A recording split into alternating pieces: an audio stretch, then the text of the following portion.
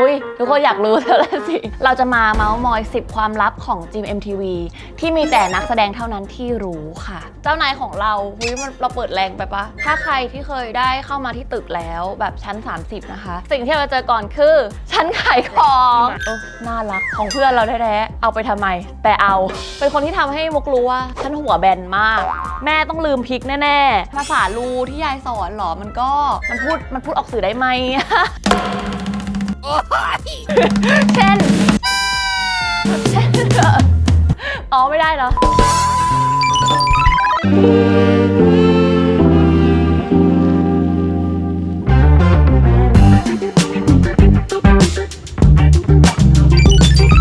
สวัสดีค่ะเจอกับมุกวรณิตอีกแล้วนะคะจะบอกว่าวันนี้จะเรียกว่าเป็น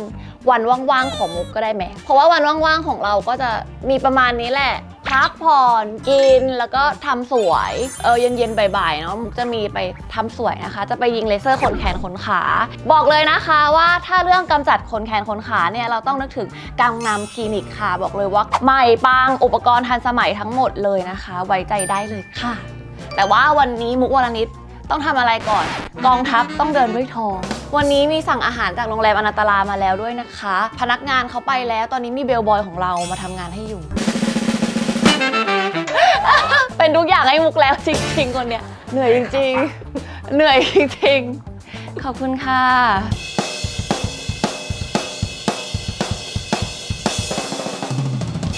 บ้านจี MTV ของเราเหรอเรื่องนี้ไม่เป็นเรื่องที่คนอยากรู้เยอะมากนะเราจะมาเมาส์มอย10ความลับของจี MTV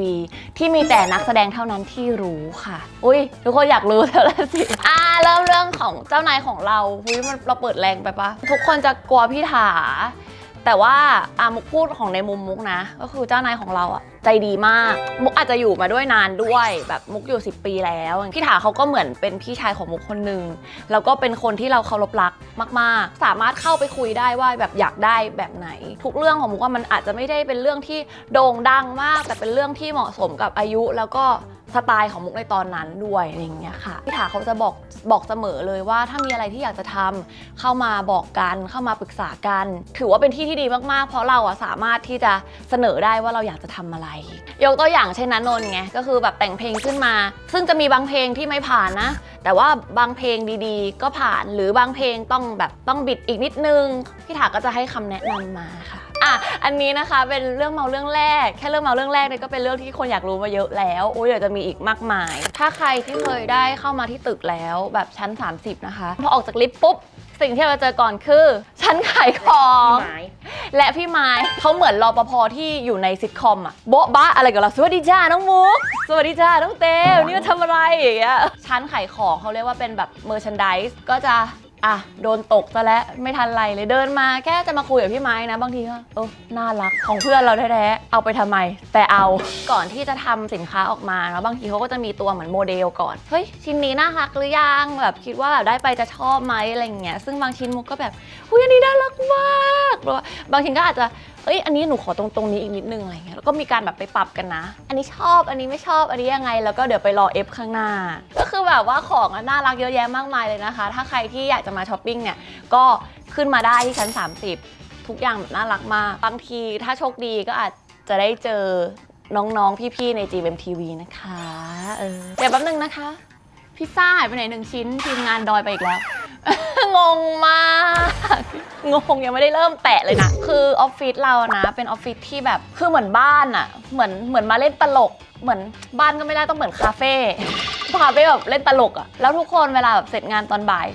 จะไม่กลับบ้านไม่รู้เป็นอะไรต้องอยู่ตรงนี้แล้วก็ต้องแบบสมาคมกันต่อตัวมุกเนี่ยตั้งแต่เด็กๆเข้ามามุกจะพุ่งไปหาตู้เย็นบางทีมีฟู้ดซัพพอร์ตของหลายๆคนเขาก็จะแบบมาฝากทีมงานตรงนี้คอกนี้คอกนั้นใช่ปะแล้วก็จะใส่ตู้เย็นเอาไว้แม่ก็จิก็จะบอกว่าลูกคะลูกเป็นนางเอกลูกต้องน้อยกว่านี้ ต้องพักเป็นออฟฟิศที่แบบสนุกสนานนะแต่บางทีก็สนุกไปปะเจ้านายอยู่ห้องนี้ตรงเนี้ยกรี๊ดกันเกรงใจกันหน่อยบางทีพี่ถาก็เปิดมา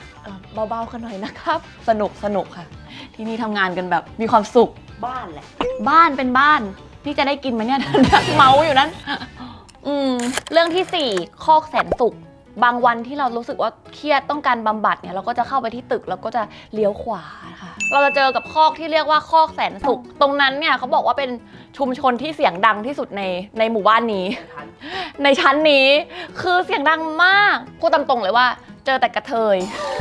แล้วสนุกมากเปิดไปเรียนภาษาลูกันตรงนั้นมีอีกตู้เย็นหนึ่งที่มุกก็เข้าไปเช็คเหมือนกัน เป็นแนวคอนเทนต์แบบเธอเที่ยวไทยรายการทอล์กกระเทยรายการแบบแนวแบบสนุกเฮฮาเลยอะพอเดินไปปุ๊บเฮ้ยมุกวอมานี่ให้ต่อแถวเล่นเกมที่กำลังจะถ่ายในสกูเลเจอร์บางทีอิมุกวอก็ต้องไปโยนห่วงอะไรเงี้ยแต่ว่าสนุกเลยค่ะคือไปทดลองเกมในรายการต่างๆก่อนตรงคอกนั้นก็จะมีแม่กอจิกับยายป๋อมแปมด้วยนะซึ่งหลายๆคนก็จะเข้าใจว่าอุ๊ยเขาเป็นดาราเป็นพิธีกรแบบคุยเบอร์ใหญ่มากอะไรเงี้ยแต่ว่าสำหรับเด็กๆอย่างพวกเราเขาก็เป็นแม่แล้วเขาก็เป็นทีมงานคนหนึ่งเขาเป็นโปรดิวเซอร์นะคะก็คือใครอยากทำรายการอะไรเงี้ยก็เสนอเขาได้หลายๆรายการก็ขึ้นมาจากเด็กๆเข้าไปขอตรงนั้นด้วยแหละภาษาลูที่ยายสอนหรอมันพูดออกสื่อได้ไหม เช่นอ๋อไม่ได้เหรอเรื่องที่5นะคะก็คือ outing ของ GMMTV ค่ะรู้สึกว่าคิดถึงมากเพราะว่าช่วงโควิดนี้ไม่ได้ไป outing ด้วยกันเลยแต่ว่า outing ของ GMMTV นั้นคือความหายนะมันเหนื่อยมากทุกคนมันเหนื่อยมากแต่ว่ามันสนุกมากนะหลายๆคนจะบอกว่าเหมือนได้ไปด้วยเพราะว่ามันจะมีแฮชแท็กouting GMMTV ปีนั้นนี้โน้นทุกคนก็จะรวมคอนเทนต์ที่ได้จากแบบสตอรี่คนนั้นคนนี้มารวมกันในแฮชแท็กนี้แล้วก็จะขึ้นเทรนด์ตลอดมันจะเริ่มต้นจากการที่แบ่งรถเขาจะแยกคนที่สนิทสนมกันออกจากกันเพราะว่าเพื่อที่จะให้หลายๆคนได้รู้จักกันมากขึ้นปีแบบล่าสุดที่เราได้ไปกันอย่างเงี้ยตอนนั้นภูวินก็เป็นเด็กใหม่ภูวินก็คือต้องมาอยู่กับพวกเราเหมือนจะเป็นมุกเฟยอะไรอย่างเงี้ยป่ะสงสารน้องไม่ไหวทำร้ายน้องอะไรได้ขนาดนี้อะไรอย่างเงี้ยพี่ๆก็เล่นกันแรงเหมือนกันนะแต่เขาก็สู้อะภูวินน่ารักที่สุดรักเจรักมากก็จะมีกีฬาสีเพราะว่าจากการแบ่งทีมใช่ไหมก็จะเป็นกีฬาสีด้วยหนึ่งจะมีโชว์อีกตอนกลางคืนซึ่งเป็นโชว์จากแบบคอกต่างๆแต่ส่วนใหญ่คนที่ได้รางวัลไปมักจะเป็นคอกพี่ป๋อมแปมนั่นแหละที่เป็นนกกระจอกเทศเอาผ้าครอบทั้งหมดเงี้ยแล้วก็เอามือขึ้นมาอย่างเงี้ยแต่ละคนก็คือแบบตลกมากแบบเป็นนักเรียนญี่ปุ่นจะสนุกกันพี่ถาเขาจะบอกว่าแบบว่าอยากให้เล่นกันสนุกอยากให้ทุกคนได้ร่วมกันเล่นนะอะไรอย่างเงี้ยค่ะข้อ6นะคะก็คือที่แกรมมี่นะคะจะมีสถานที่ที่เรียกว่าเป็นส่วนกลางที่หลายๆคนก็จะไปเล่นไปเจอกันฟิตเนสอาจจะไม่ค่อยเจอมุกนะเพราะว่าไม่ค่อยได้ไปทางค่ายก็จะเป็นคนสปอนเซอร์ให้เราทุกอย่างสนับสนุนอยากเห็นน้องๆไปออกกำลังกายช่วยไปออกกันหน่อยเถอะคนที่ไปใช้บริการก็ส่วนใหญ่จะเป็นผู้ชายแล้วก็ก่อนหน้านี้ก็จะเป็นคนกันเองเทรนให้กันด้วยเช่นพี่กายอะไรเงี้ยก็มีแบบเทรนให้ช่วยกันเป็นเทรนเนอร์ให้กันและกันอะไรอย่างเงี้ยค่ะจนบอกว่าหัดออกกำลังกายซะบ้างนะมึงถือว่ากูเป็นห่วง ใครที่นี่ดีเนาะเป็นห่วงเราด้วยแต่ไม่โอเคเรื่องที่7นะคะเรื่องช่างแต่งหน้าของเราหลายๆคนบอกว่าอุ๊ยเห็นแบบเดิมกันอะไรเงี้ยจะบอกว่าแม่ตั้มนี่ทำผมให้มุกตั้งแต่รักนับเป็ดโง่ก็คือเป็นคนที่สอนให้รู้จักการดูแลหลายๆอย่างเช่นแฮร์พีท เป็นคนที่ทำให้มุกรู้ว่าฉันหัวแบนมากแม่ต้องลืมพริกแน่ๆแบบนอนอย่างเงี้ยตลอดเวลามุกก็เลยไปถามแม่ว่าแม่ทำไมมุกแบบหัวตรงนี้มุกมันแบนวะแม่บอกว่าก็แม่กลัวว่าหัวกะโหลกลูกมันจะไม่เท่ากันกลัวหน้าลูกจะไม่เท่ากันแม่ก็เลยให้นอนหงายตลอดเลยสรุปข้างหลังเนี่ยไปไหน ไปไหนก่อนทุกคนผมมุกไม่ได้น้อยนะแต่ว่าหัวมันแบนค่ะคือพวกเราไม่ใช่หน้าผมกันแล้วพวกเราเป็นแบบเป็นเพื่อนแล้วเป็นแบบเป็นพี่เป็นแม่กันวิดีโอคอลหากันตลอดเวลาแบบจะซื้ออันนั้นจะซื้ออันนี้และที่8 AR ค่ะ AR ของค่ายเราเนี่ยมีเยอะแยะมากมายหลายส่วนหลายคนมุกกับพี่เมฆอย่างเงี้ยก็ต้องอยู่ที่เดียวกันเพราะว่าจะได้แบบคุยงานกันง่ายมุกเมฆตอนนี้อยู่กับแม่ส้มบ้านแม่ส้มเนี่ยเขาถือว่าเป็นบ้านที่น่าขนลุกมากๆเพราะว่าดูแลเด็กแสบไม่ไหวก็คือเธอเที่ยวไทยแม่ป๋อมแปมแล้วหนึ่งตอนนั้นแสบๆเลยนะพี่นิกกี้ณชัดก็อยู่กับแม่ส้มเหมือนกันเป็นสไตล์ของตัวเองอย่างเงี้ยก็จะอยู่บ้านแม่ส้มกันหมดนะคะแต่ว่าตอนนี้คือ สลับกันหนักแล้วล่ะบ้านพี่ส้มตอนนี้ก็ยังมีทิปซี่แล้วก็มีน้องตูมีดิวฮินานิอยู่ด้วยอย่างพี่ส้มอย่างเงี้ยเขาจะแบบฝึกอยู่ด้วยตัวเองให้ได้แบบไม่ต้องหันมากระซิบแม่ตลอดพอแม่ปล่อยให้เราไปทำงานเองใช่ปะเราก็เริ่มชินกับการอยู่คนเดียวกินข้าวอะไรเงี้ยลืมแม่แบบอ้าวแม่ไอ้มุกไม่มาเรียกฉันเลยวะหนูลืมแม่หนูหิวพุ่งไปที่ข้าวเลยพุ่งมาคนเดียวเลยไม่รอแล้วพี่เหน่งก็บอกว่าพี่ส้มครับมุกพุ่งไปคนแรกเลยครับพี่เหน่งก็โมแต่ช้าก็เลยต้องมาก่อนความขำอีกอย่างหนึ่งของการอยู่กับแม่ส้มก็คือรายการพี่นิกกี้เขาก็จะแบบรอแหลมอะไรเงี้ยใช่ปะแต่ว่าพี่ส้มก็คือไปรายการนิกกี้แล้วเนาะพี่ขอเช็คก่อนนะกลายเป็นรายการที่น่าเป็นห่วงที่สุดไอ้นิกกี้ดูแลน้องดีๆน้องเป็นไงบ้างไปอยู่กับพี่นิกกี้อะไรอย่างเงี้ยเรื่องที่9นะคะหลายๆคนรู้เรื่องนี้ว่าจะมีแบบวันเกิดคนนั้นโปรเจกต์คนนี้ก็จะมีอยู่บนเสาของแกรมมี่ใช่ไหมจะมีรูปหน้าคนนั้นคนนี้คนโน้นแต่ในความรู้สึกของนักแสดงกันเองเนี่ยเหมือนเป็นการเตือนว่าเอ้าจะวันเกิดไหมแล้วเว้ยเอ้านี่มันจะวันเกิดคนนั้นแล้วเราต้องรีบไปถ่ายรูปกับคนนั้นก่อนเราจะได้มีรูปแฮปปี้เบิร์ธเดย์เขาจะได้มีรูปลงสตอรี่อะไรอย่างเงี้ยโอเคเป็นการเตือนสติของคนข้างในด้วยว่าอย่าลืมเพื่อนนะคะอย่าลืมคนนั้นอย่าลืมคนนี้นะคะอะไรอย่างเงี้ยแฟนคลับก็มาจับจองกันเพื่อแบบเมนของตัวเองอย่างเงี้ยพวกเราก็แบบมีความสุขแล้วก็แบบดีใจกับเพื่อนๆเราโอเคฝ่ายพัฒนาศิลปินนะคะตอนนี้ที่แกรมมี่ก็มีการพัฒนาศิลปินแล้วมีตั้งแต่ตอนนู้นแล้วแหละแต่ว่าตอนนี้พอยิ่งคนเยอะก็เลยต้องเป็นฝ่ายที่แบบเป็นจริงเป็นจังเช่นสกิล acting ร้องเพลงเต้นขอได้หมดเลยนะคะอย่างมุกก็ขอไปเรียนเต้นเหมือนกันแต่ก็ขอไปเพิ่มศักยภาพให้ตัวเองหน่อยไม่ไหวแล้วจริงๆสนับสนุนกันดีมากๆนะคะ GMMTV เป็นบริษัทที่พวกเรารักกันมากๆนะคะยังไงก็อยากให้สนับสนุนเด็กๆทุกคนเพื่อนๆทุกคนของเราเลยค่ะอันนี้นะคะก็จะเป็น10เรื่องเมาๆน่ารักของ GMMTV บ้านของมุกเองนะคะสนุกไหมชอบไหมมีเรื่องอะไรที่อยากจะรู้อีกนะคะก็ลองถามมาได้นะคะโอเคเดี๋ยววันนี้เรากินข้าวให้อิ่มแล้วเราก็จะได้ไปทำสวยกันทุกคนค่ะเป็นผู้หญิงเนี่ยเวลาเราใส่ส้นสูงใส่แขนกุดอะไรเงี้ยมันจะมีขนไม่ได้อันนี้รู้อยู่แล้วแหละมันแบบเป็นความชอบของมุกเองนะมุกว่าคนอื่นยังไงก็ไม่รู้แต่ว่ามุกเป็นคนที่ขนหน้าแข้งจะขึ้นแบบนิดๆหน่อยๆจะไม่ได้หนามากแต่เป็นคนที่ขนหน้าแข้งยาว เราต้องไปจัดการบ่อยๆหน่อยเขาบอกว่าถ้าไปยิงบ่อยๆมันก็มีโอกาสที่จะขึ้นช้าหรือไม่ขึ้นเลยก็ได้ด้วยค่ะลมพลังก่อนไป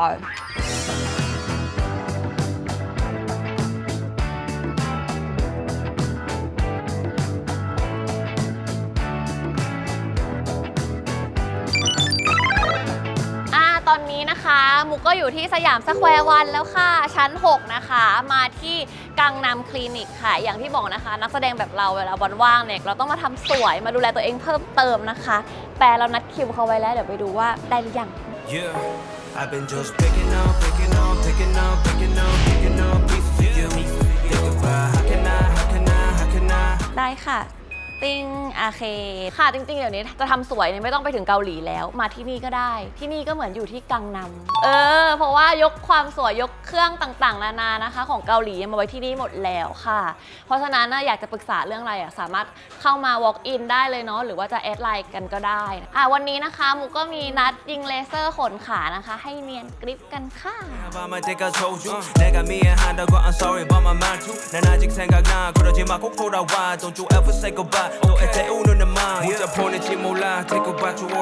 ื่องนี้นะคะมีมูลค่าถึง2.5 ล้านตรึงมุกจะไม่จับแล้วกัน2 ล้านเดี๋ยวทำของเขาพังเรายิ่งชอบทำอย่างของคนอื่นพังมุกก็เคยทำเลเซอร์ขนขามาแล้วนะแต่ว่าก่อนหน้านี้มุกก็ทำเป็นตัว IPL มันจะเป็นพลังงานแสงเข้มข้นสูงแต่ว่ามันจะลงลึกไม่ได้เหมือนเลเซอร์นะคะซึ่งอันนั้นมันอาจจะทำให้เราผิวแดงหรือบวมขึ้นมาได้แล้วมันก็กำจัดขนไม่ได้ถาวรซึ่งคนไม่มีเวลาแบบมุกก็คือจะร้องเลยเพราะว่าเราต้องมาทำแบบบ่อยๆอะไรเงี้ยแต่ถ้าเราทำเครื่องนี้นะคะเลเซอร์ลองเพลา ND Yak นะคะก็คือมันจะกำจัดขนได้ถาวรกว่ามันแค่แบบทำไปไม่กี่ครั้งมันก็แทบจะไม่ขึ้นแล้วเนาะอันนี้คือถ้าทำประมาณกี่ครั้งคะประมาณ 5-10 ครั้งนะคะทุกคนค่ะสวัสดีค่ะเราต้องแบบขั้นตอนก็คือต้องทำยังไงยังไม่ต้องโกนเองมาเลยใช่ไหมคะไม่ต้องโกนค่ะเดี๋ยวที่นี่เขาจะโกนให้ที่นี่โกนให้너의 기억 속에 남아서 I just wanna be reminded 있으면서 oh yeah I just wanna be with you เข้ามานะเมื่อสักครู่นี้ก็เห็นแบบมีดาราหลายคนมาทำไม่เจ็บเลยสบายมาก คือเขาจะเป่าลมเย็นให้เรารู้สึกว่ามันชิลนะแล้วก็แบบค่อยๆยิงเลเซอร์แบบทะนุถนอมผิวเราก็จะแบบไม่เบิร์นไม่เป็นอะไรสำหรับคนที่กลัวเลเซอร์ก็คือไม่ต้องกลัวเลยนี่แบบไม่รู้สึกอะไรเลยเย็นๆสบายๆเลยค่ะปกติเลเซอร์ใช้เวลากี่นาทีเหรอคะ ถ้าเป็นขาล่างก็น่าจะ30 นาที 30 นาทีขาล่าง 느껴 때때로 먼지 덮인 그 잔들이 시간을 멈춰 떠났지만 여전히 머물러 날 잡아주는 너 다가가도 멀게만 느껴져 หลังเรายิงเลเซอร์เสร็จนะคะพี่เขาก็จะเอา TA ครีมมาทาให้เนาะเพื่อแบบกันระคายเคืองสบายมากมันไม่เจ็บไม่แสบเลยทุกคนไม่ได้น่ากลัวเลยอะสบายมากเอาถ้าอยากมาทำนะคะก็ต้องแอดไลน์มาเลยค่ะที่แอดกังนำคลินิกนะคะสามารถสอบถามได้เลยว่าอยากจะทำเป็นคอร์สอะไรปรึกษาได้เลยนะคะมีพี่ๆพนักงานเขาพร้อมที่จะตอบอยู่แล้วด้วยแล้วที่สำคัญตอนนี้มีโปรโมชั่นด้วยก็คือถ้าเป็นลูกค้าใหม่รับเลเซอร์ขนรักแร้ฟรี1 ครั้งไปเลยค่ะมูลค่า699 บาทซึ่งการที่เขาให้ทดลองแบบนี้มันเป็นเพราะว่าเครื่องเขาดีจริงๆถึงให้ทดลองนะคะพอลองแล้วติดใจแน่นอนยังไงก็มาลองดูกันก็ได้ค่ะเสร็จแล้วเสร็จแล้วเสร็จเรียบร้อยแล้วนะคะตอนนี้สวยแล้วสบายมากคือชิลมากไม่เจ็บเลยไม่รู้สึกแบบแสบอะไรเลยที่นี่นะมีหลากหลายสาขามากก็ดูสาขาใกล้บ้านนะคะเอาที่สะดวกทุกคนเลยค่ะวันนี้นะคะก็ได้รู้ความลับ10ความลับของตึก GMMTV ผ่านมุมมองนักแสดงของมุกมาแล้วนะคะแล้วก็ได้รู้ความลับเคล็ดลับการดูแลตัวเองของมุกด้วยนิดนึงนะคะอย่างไรก็ตามถ้าใครที่อยากจะรู้เรื่องอะไรอีกสามารถคอมเมนต์มาได้เลยนะว่าเฮ้ยอยากรู้เรื่องนี้เรื่องนั้นเรื่องโน้น